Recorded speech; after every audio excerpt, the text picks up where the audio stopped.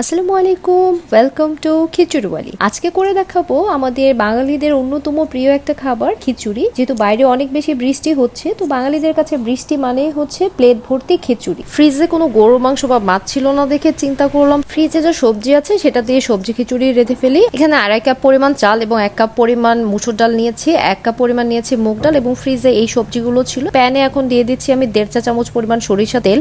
তেল হালকা গরম হয়ে আসলে দিয়ে দিব আমি 2-3টে তেজপাতা, 2 টুকরো দারচিনি এবং 2-3টে এলাচ দিয়ে একটু নেড়েচেড়ে ভেজে নিব। এরপর আমি এখানে দিয়ে দিব 1/2 কাপ পরিমাণ পেঁয়াজ। পেঁয়াজগুলো দিয়ে আমি একটু হালকা করে ভেজে নিব। ভাজা হয়ে গেলে আমি এখানে দিয়ে দিব হচ্ছে 2 চা চামচ পরিমাণ আমি আদা রসুন পেস্ট দিয়ে দিব। আদা রসুন পেস্টটা দিয়ে আদা রসুন এবং পেঁয়াজের কাঁচা গন্ধটা না যাওয়া পর্যন্ত আমি ভেজে নেব। এখন ধুয়ে রাখা ডাল চালগুলো দিয়ে দিচ্ছি, দিয়ে এখন আমি এগুলো ভালো মতো মিক্স করে নেব। মিক্স করা হয়ে গেলে আমি এখানে অ্যাড করব 6 থেকে 7 কাপ পরিমাণ পানি। পানিটা দিয়ে নেড়ে আমি এখন দিয়ে দিচ্ছি 2.5 চা চামচ পরিমাণ লাল মরিচ গুঁড়ো, 1.5 চা চামচ পরিমাণ হলুদ গুঁড়ো, 1.5 চা চামচ পরিমাণ দিয়ে দিচ্ছি জিরে গুঁড়ো এবং 1.5 চা চামচ পরিমাণ দিয়ে দিচ্ছি ধনে গুঁড়ো। এরপর আমি দিয়ে দিচ্ছি স্বাদ মতো লবণ। এই মশলাগুলো দিয়ে এবার আমি ভালো মতো মিক্স করে নিব। চুলার আঁচটা এখানে মিডিয়াম হিটে থাকবে। 10 মিনিট পর আমি আমার সবজিগুলো অ্যাড করছি।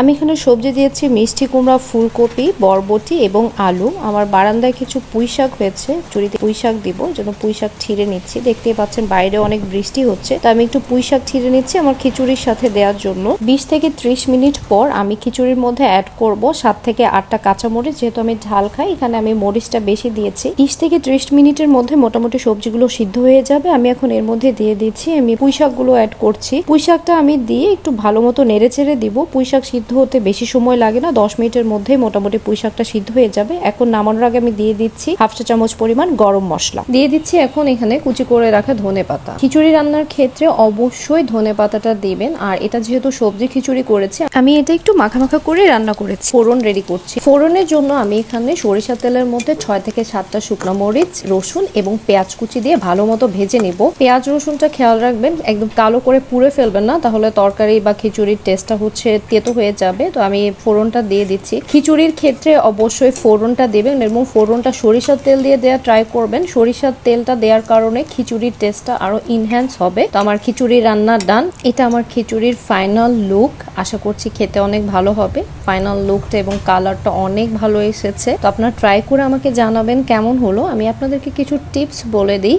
খিচুড়ির ক্ষেত্রে এটা যেহেতু সবজি খিচুড়ি, এখানে মশলাটা আদা রসুন এবং অন্যান্য মশলা একটু কম ইউজ করবেন। যদি মাংস দিয়ে খাওয়া হয় সেক্ষেত্রে হচ্ছে একটু মশলাটা বেশি দিবেন। আমি এখানে একটু বেগুন ভেজে নিচ্ছি খিচুড়ি দিয়ে খাওয়ার জন্য। সবজি খিচুড়ির সাথে আমার পার্সোনাল প্রেফারেন্স হচ্ছে বেগুন ভাজা, ডিম ভাজা। আমার সবজি খিচুড়ির সাথে গরু বা মুরগির মাংস দিয়ে খেতে ভালো লাগে না, এটা আমার পার্সোনাল চয়েস। আপনারা চাইলে খেতে পারেন গরুর মাংস দিয়ে বা মুরগির মাংস দিয়ে। আমি এখানে বেগুন ভাজা দিয়ে খাচ্ছি। আর আপনারা ইলিশ মাছ দিয়েও খেতে পারেন, ইলিশ মাছের সাথেও অনেক ভালো লাগবে এটা খেতে। সো রেসিপি ট্রাই করে আমাকে অবশ্যই জানাবেন কেমন হলো।